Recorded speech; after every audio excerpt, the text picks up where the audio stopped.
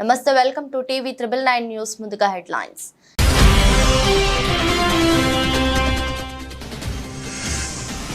కృష్ణా జిల్లాలో వైఎస్ఆర్సీపీలోకి భారీగా చేరికలు.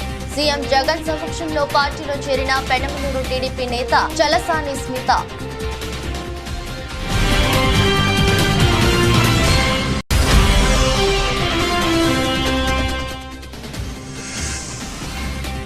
బీఆర్ఎస్ నేతలపై ఫైర్ అయిన మంత్రి దామోదర్ రాజనరసింహ. హరీష్ రావుకు వేల కోట్లు ఎలా వచ్చాయని ధ్వజం.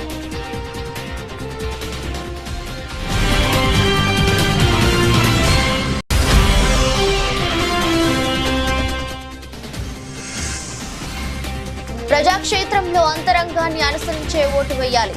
శ్రీకాకుళంలోని హట్కో కాలనీలో మంత్రి ధర్మాన ఎన్నికల ప్రచారం.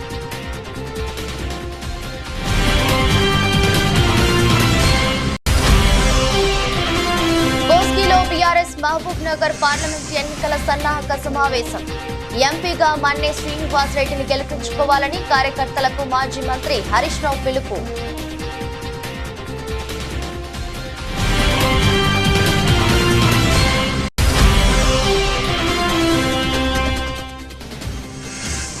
చిలకలూరిపేటలో ఎన్నికల ప్రచారం నిర్వహించిన ఎంపీ అభ్యర్థి అనిల్ కుమార్ యాదవ్. ఘన స్వాగతం పలికిన గ్రామ ప్రజలు, వైసీపీ నాయకులు, కార్యకర్తలు.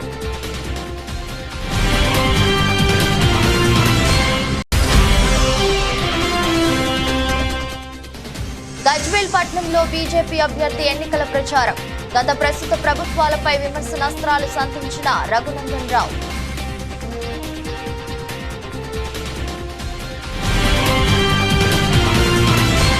కృష్ణా జిల్లాలో వైఎస్ఆర్సీపీలోకి భారీగా చేరికలు కొనసాగుతున్నాయి. సీఎం వైఎస్ జగన్ సమక్షంలో పెనమలూరు టీడీపీ టికెట్ ఆశించిన చలసాని స్మిత, దేవినేని గౌతమ్ దంపతులు, బీసీపై పార్టీ నేత కె ఉమావల్లి యాదవ్, మాదిగ హక్కుల కమిటీ ఫౌండర్ గురి విందపల్లి చిట్టిబాబు, మాదిగ తదితరులు పార్టీలో చేరారు.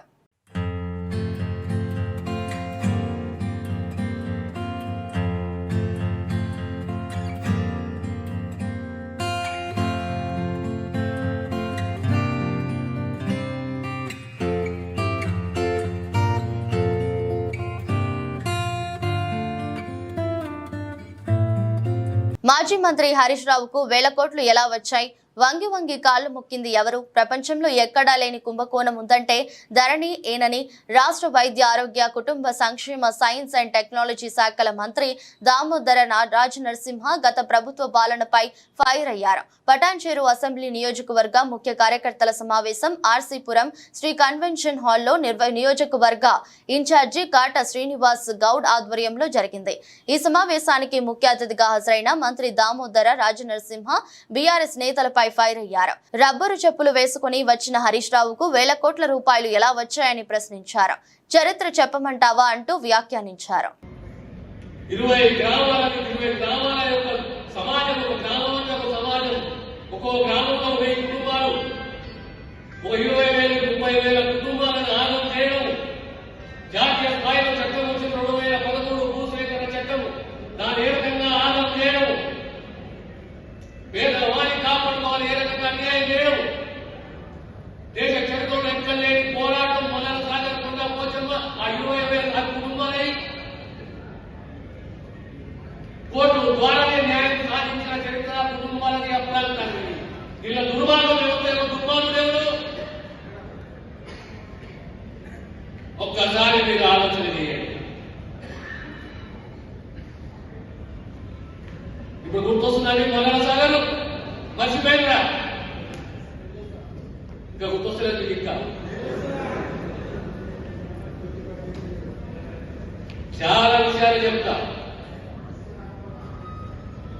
ఆనాడు మంత్రి ఎవరో, ఆనాడు కలెక్టర్ ఎవరో, ఆనాడు ఏ కుటుంబాలకు ఎట్లా అన్యాయం జరిగింది, ఆనాడు రైతులకు ఏ రకంగా అన్యాయం జరిగింది, ఆనాడు మహిళలకు ఏ రకంగా అన్యాయం జరిగింది, ఆనాడు భూసేకరణలో ఆ పట్టా భూములకు ఏ రకంగా అన్యాయం జరిగింది,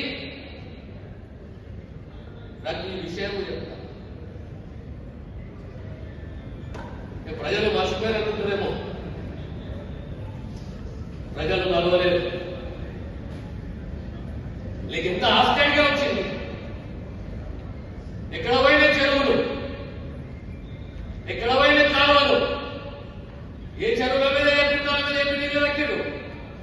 చెప్పాలా సర్వే నంబర్లు, చెప్పాలా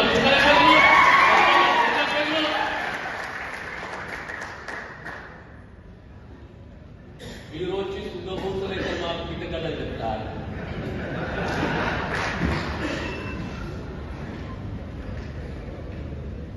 మధ్యలో కేంద్రం చెప్తున్న సూచీలే ఇవాళ మన అభివృద్ధి ఏంటన్నది చాటి చెప్తున్నాయని, గతం కన్నా ఎన్నో రంగాలలో మెరుగైన స్థానాలలో మన రాష్ట్రం ఇవాళ ఇతర రాష్ట్రాలకు ఆదర్శంగా ఉందని మంత్రి ధర్మాన అన్నారు. విద్య, వైద్య రంగాలలో తీసుకువచ్చిన అనేక మార్పులు క్షేత్రస్థాయిలో సత్ఫలితాలు ఇస్తున్నాయని అన్నారు. వీటిని చూసి ఓర్వలేక విపక్షాలు అబద్ధపు ప్రచారాలు చేస్తున్నాయని, వాటిని నమ్మే స్థితిలో ఇవాళ విఘ్నులైన ప్రజలెవరూ లేనే లేరని, ప్రజలంతా అబద్ధపు ప్రచారాన్ని తిప్పికొట్టేందుకు ఎన్నడూ సిద్ధంగా ఉన్నారని మంత్రి ధర్మాన తెలిపారు. చంద్రబాబు ఇచ్చిన హామీలను ఏనాడు నిలబెట్టుకున్న దాఖలాలు లేని లేవని, ఒకటంటే ఒక్క హామీ కూడా నెరవేర్చని ఆయన ఇవాళ మళ్లీ బాబు వస్తే జాబు వస్తుందని చెప్పడం హాస్యాస్పదంగా ఉందని ఎద్దేవా చేశారు.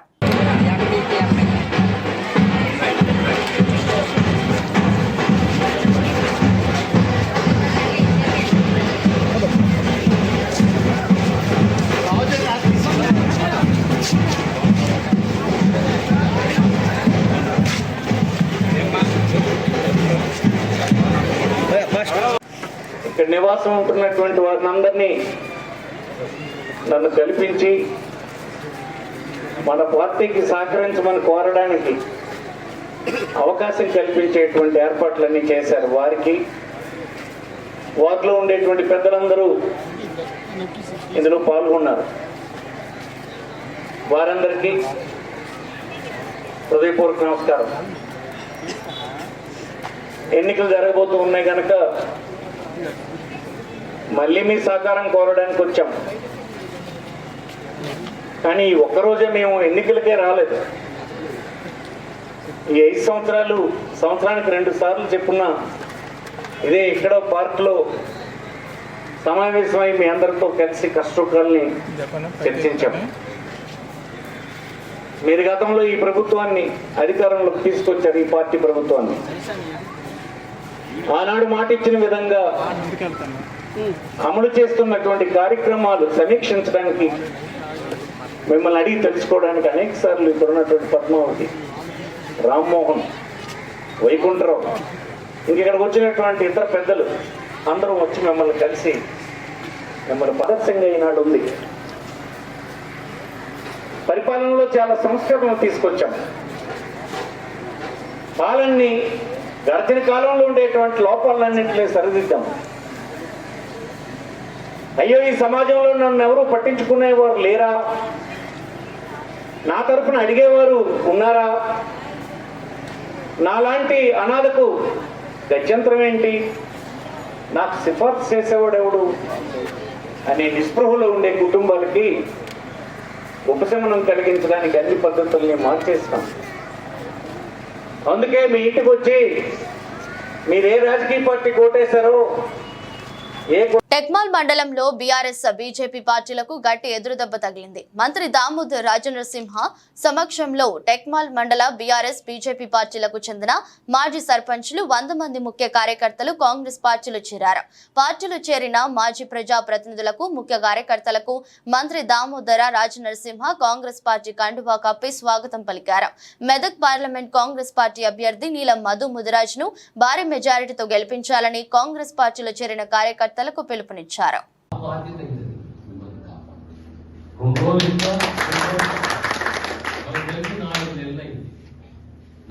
డిసెంబర్ 3వ తారీఖు 8వ తారీఖు ప్రభుత్వం 2వ తారీఖు మనము ఏప్రిల్ ఈ రోజు 15.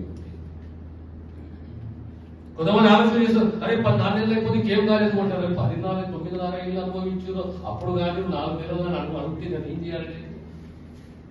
జోగిపేట ఉండదు, జోగిపేట పట్టణానికి సరే తగ్గిపోతుందని, ఇక్కడ వ్యాపారం తగ్గిపోతుంది ఆలోచన చేసి ఈ రోజు సుమారు 80 కోట్లతో రాజ్యం మీద తీసుకొచ్చి, మరి ఈ ఆలోచన గతంలో ఎందుకు కలగలేదు? ఈ ఆలోచన ఎందుకు కలగలేదు? ఇక సింగూరు కాలం లైనింగ్ కట్టినాం 200 కోట్ల రూపాయలు. ఇలా వడ్పల్లి కాడ 12 కోట్ల రూపాయలతో హాస్పిటల్. ఆనాడు మార్కెట్ అంటే మేము మార్కెట్ తెస్తుంది. ఈరోజు మళ్ళీ కమ్యూనిటీ హెల్త్ సెంటర్ అంటే మనం చూడదాం. కమ్యూనిటీ హెల్త్ సెంటర్ శంకుస్థాపన చేస్తుంది, భూమి పూజ చేస్తుంది. మరి మరి మన గతంలో ఎందుకు కాలేదు? కారణం ఏంది? ఆలోచన ఉండాలి కదా, చాలా అన్నమాట. ఫస్ట్ మీకు ఆలోచన కలగాలి, ఇది చేయాలని తప్పన కలగాలి, ఆ తప్పన ఉండాలి.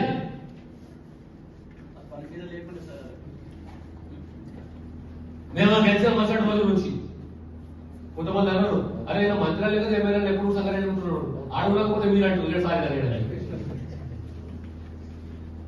రాజకీయంగా విమర్శలు ఇవన్నీ కూడా సహజమే. మీ అందరి నమ్మకంతో విశ్వాసంతో అందరికి వచ్చి పార్టీలు చేరి మా మీద నమ్మకంతో మా భవిష్యత్తు కూడా బాగుంటుంది, మా ప్రాంతం కూడా బాగుపడుతుందని ఏ ఉద్దేశంతో వచ్చినో ఆ మాట నిలబెట్టుకునే దిశగా నా ప్రయత్నం, నా కృషి ఉంటుందనే విషయాన్ని తెలియజేస్తూ, రాజకీయాల్లో ప్రధానంగా ఏమిటంటే మనస్పర్ధలు ఉంటాయి, భేదాలు ఉంటాయి, సహజమే. ఇట్లా అన్నదమ్ములకే భేదాలు ఉంటాయి, ఇది సహజమే. మనిషి అన్నప్పుడు లేదా అన్ని. చిలకలూరిపేట నియోజకవర్గం కారుచోల గ్రామంలో చిలకలూరిపేట ఎమ్మెల్యే అభ్యర్థి కావటి మనోహర్ నాయుడుతో కలిసి నరసరావుపేట పార్లమెంట్ అభ్యర్థి డాక్టర్ పి అనిల్ కుమార్ యాదవ్ ఎన్నికల ప్రచారం నిర్వహించారు. గ్రామ ప్రజలు, వైఎస్ఆర్ కాంగ్రెస్ పార్టీ నాయకులు, కార్యకర్తలు ఘన స్వాగతం పలికారు. ఈ సందర్భంగా నరసరావుపేట పార్లమెంట్ అభ్యర్థి డాక్టర్ పి అనిల్ కుమార్ యాదవ్ మాట్లాడుతూ, వచ్చేది జగనన్న ప్రభుత్వమే, ఏ సర్వే చేసుకున్నా కూడా జగనన్న ప్రభుత్వం అధికారంలోకి వస్తుందని చెప్తున్నాయని తెలిపారు.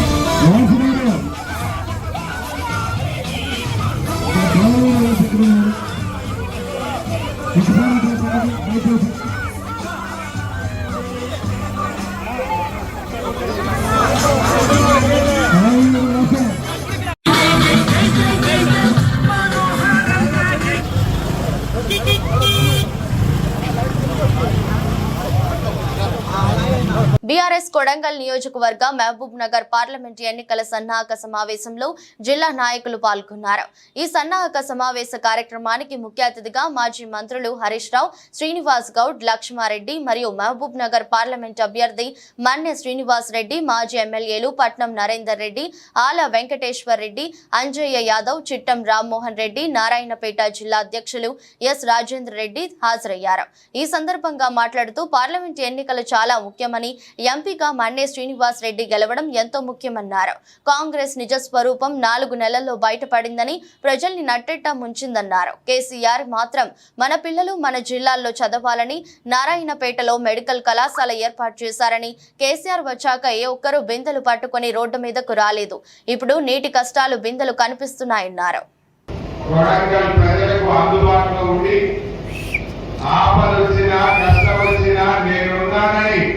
ఒక ధైర్యాన్ని ఇచ్చినటువంటి వ్యక్తి మాజీ శాసనసభ్యులు శ్రీ పట్నం నరేందర్ రెడ్డి గారు. నరేందర్ రెడ్డి లాంటి మంచి నాయకులు 4 ఉంటే చాలయ్యా.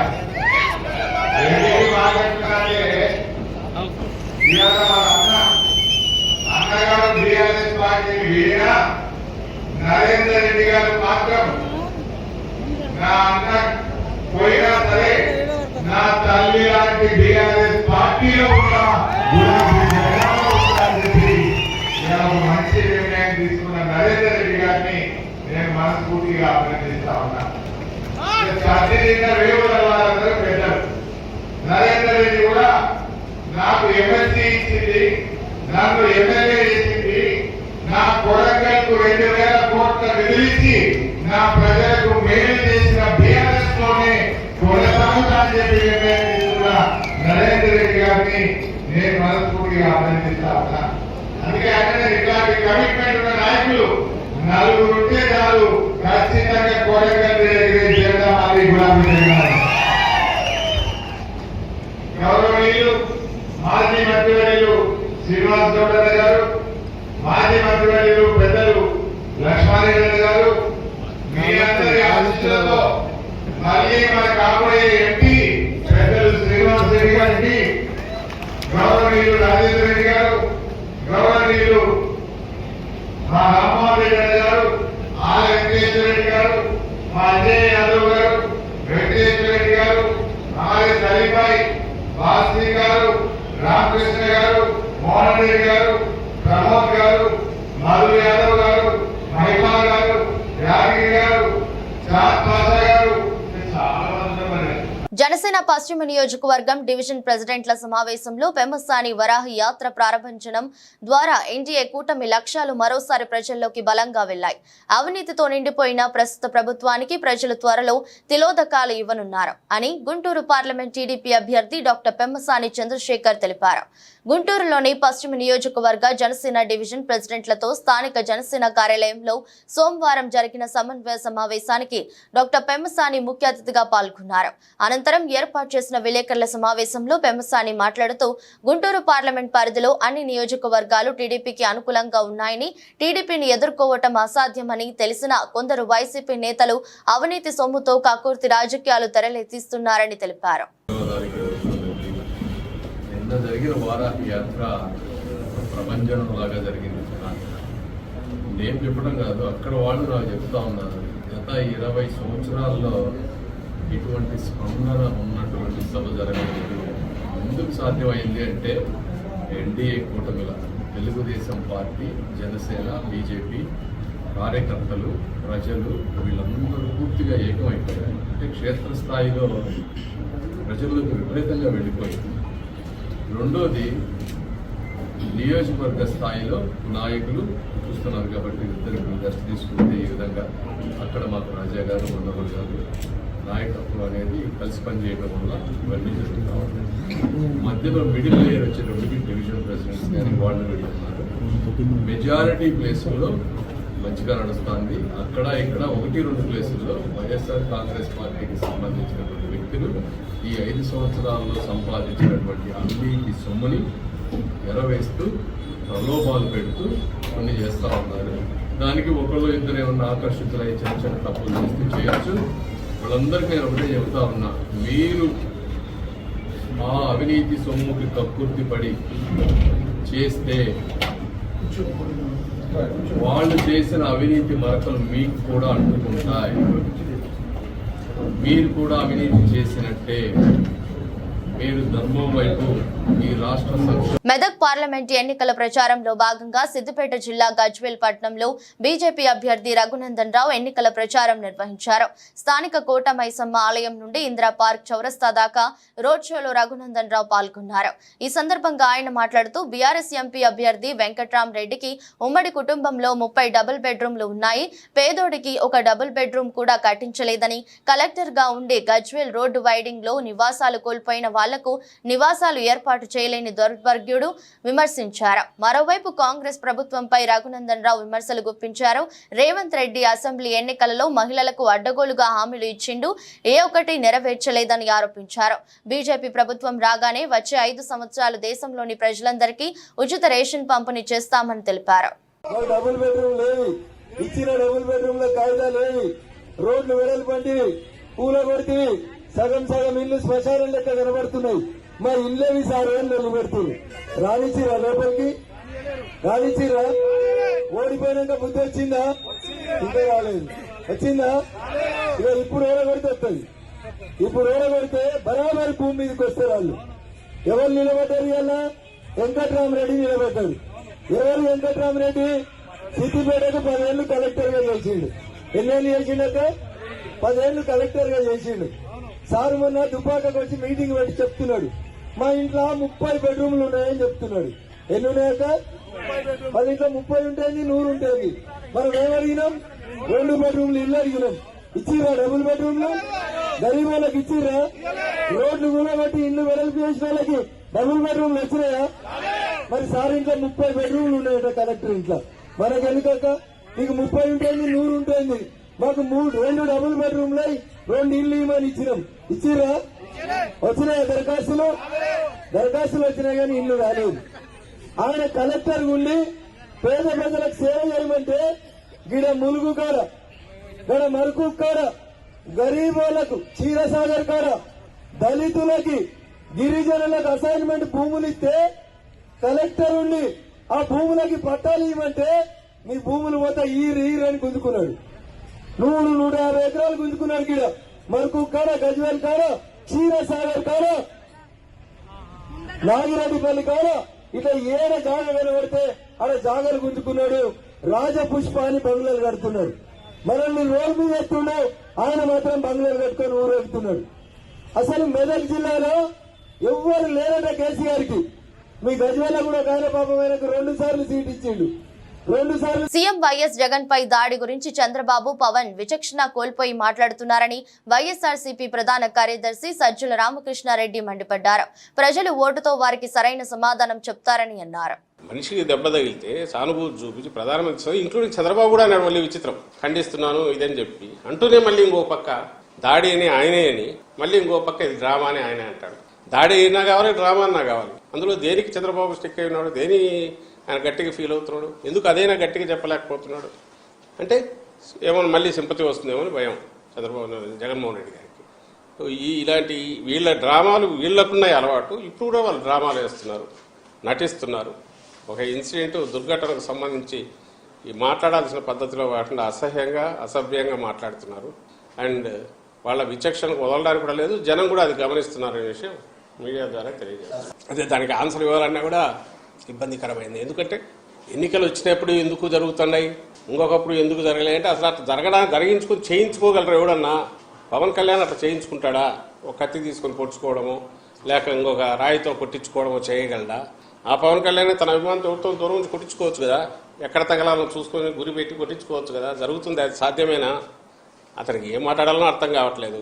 తను మాట్లాడేది ఇక్కడ ఎవరు మేము అప్పీల్ చేసినా లేక ఆపోజిషన్ వాళ్ళు చేసినా ప్రజలకే చెప్పాలా, ప్రజల విచక్షణకే, ప్రజల వాళ్ళకే అప్పీల్ చేయాలి. మేమేమో జరిగింది ఇది, ఎవరు అటాకరో తెలియాలి, ఈ దాడి జరిగింది లేదా వెనక పర్పెట్రేటర్స్ ఎవరన్నా ఉంటే అదన్నా బయటకు రావాలి మేము అడుగుతున్నాం. వాళ్ళేమో వాళ్ళు అదే డిమాండ్ చేయొచ్చు, నిజంగా వాళ్ళు నిజాయితీ పర్లేదు. అది వదిలేసి డ్రామా అనే దాంతో వాళ్ళు వెళ్తున్నారు. Public will judge. Medak Congress party MP అభ్యర్థి నీలం మధు ముదిరాజ్ కోసం సింగర్ మధుప్రియ పాడిన పాటను రాష్ట్ర వైద్య ఆరోగ్య కుటుంబ సంక్షేమ సైన్స్ అండ్ టెక్నాలజీ శాఖ మంత్రి దామోదర రాజనరసింహ ఆవిష్కరించారు. చిట్కూల్లోని నీలం మధు క్యాంపు కార్యాలయంలో సింగర్ మధుప్రియతో కలిసి పాటను ఆవిష్కరించారు. అనంతరం పాట వీడియోను మంత్రి తిలకించారు. మండల నాయకులు తదితరులు పాల్గొన్నారు.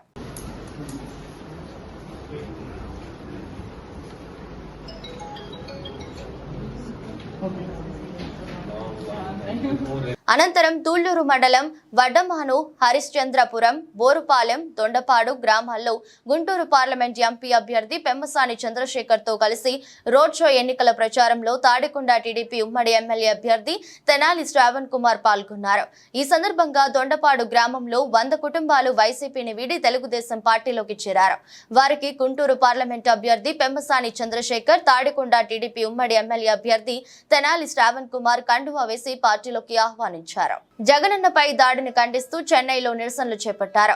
వల్లువర్ కోటంలో వైఎస్ఆర్ సేవాదల్ తమిళనాడు విభాగం ప్రెసిడెంట్ జహీరా హుసేన్ ఆధ్వర్యంలో పెద్ద ఎత్తున ఆందోళనకు దిగారు. చంద్రబాబు తీరుని నిరసిస్తూ జగనన్నకి అండగా ఉంటామని మహిళలు, యువత నినాదాలు చేశారు.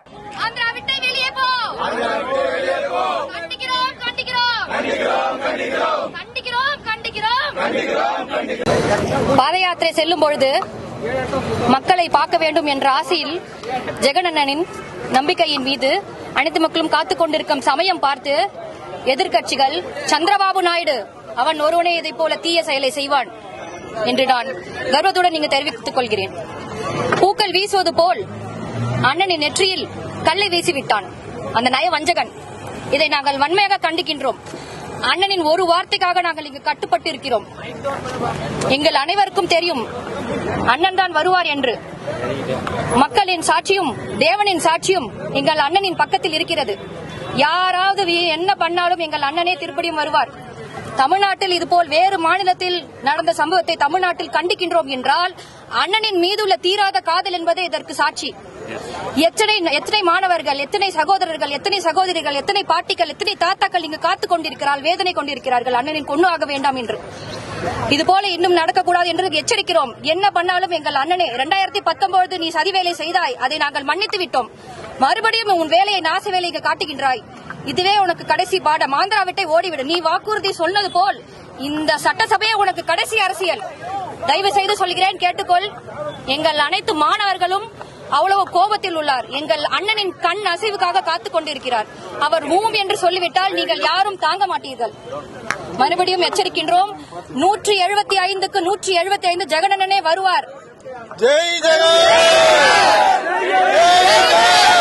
కొమరం భీం ఆసిఫాబాద్ జిల్లా సిర్పూర్ నియోజకవర్గంలోని బెజ్జూర్ మండల ఉత్సా సారంగపల్లి జీపీ పరిధిలోని మద్దిగూడ నివాసి ఆత్రం బాపు తండ్రి నిలుబాబా బతికి ఉండగానే చనిపోయినట్లు పెన్షన్ తొలగించిన అధికారులపై చర్యలు తీసుకోవాలని బాపు తెలిపారు. గత 4 సంవత్సరాల నుండి ఆఫీసుల చుట్టూ తిరిగినా అధికారులకు జాలి కలగడం లేదు అని, బాధ్యులపై వారిపై చర్యలు తీసుకుని పెన్షన్ తొలగించిన అధికారులు పెన్షన్ ఇవ్వాలని తెలిపారు. ఆఖరికి మంచానికి పరిమితమైన శ్వాస ఉన్నంత వరకు అధికారుల చుట్టూ తిరిగినా పెన్షన్ ఇచ్చుటకు కనికరం లేదు, అయినా అధికారులు పట్టించుకోవడం లేదని ఆవేదన వ్యక్తం చేశారు.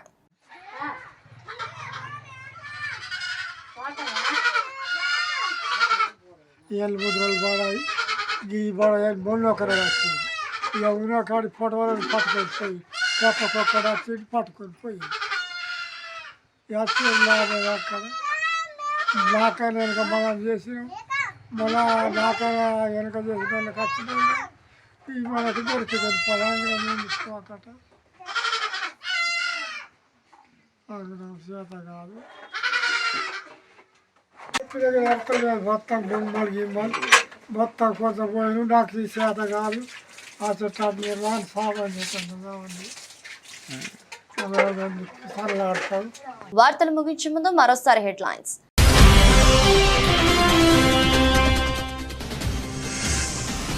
కృష్ణా జిల్లాలో వైఎస్ఆర్సీపీలోకి భారీగా చేరికలు. సీఎం జగన్ సమక్షంలో పార్టీలో చేరిన పెనమలూరు టీడీపీ నేత చలసాని స్మిత.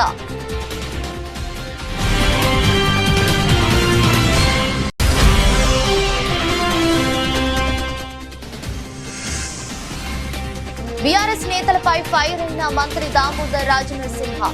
హరీష్ రావుకు 1000 కోట్లు ఎలా వచ్చాయని ధ్వజం.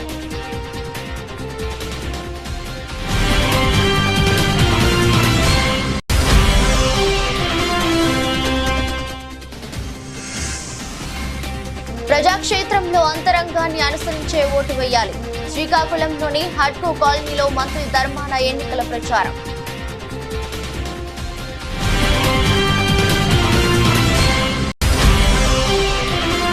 కోస్గిలో బీఆర్ఎస్ మహబూబ్ నగర్ పార్లమెంట్ ఎన్నికల సన్నాహక సమావేశం. ఎంపీగా మన్నే శ్రీనివాస్ రెడ్డిని గెలిపించుకోవాలని కార్యకర్తలకు మాజీ మంత్రి హరీష్ రావు పిలుపు.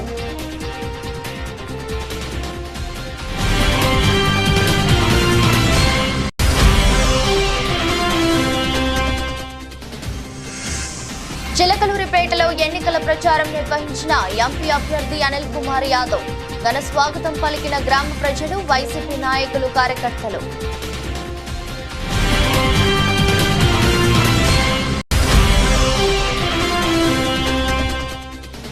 గజ్వేల్ పట్నంలో బీజేపీ అభ్యర్థి ఎన్నికల ప్రచారం. గత ప్రస్తుత ప్రభుత్వాలపై విమర్శనాస్త్రాలు సంధించిన రఘునందన్ రావు.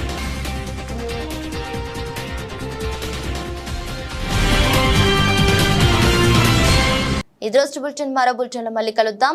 అంతవరకు సెలవు, నమస్కారం.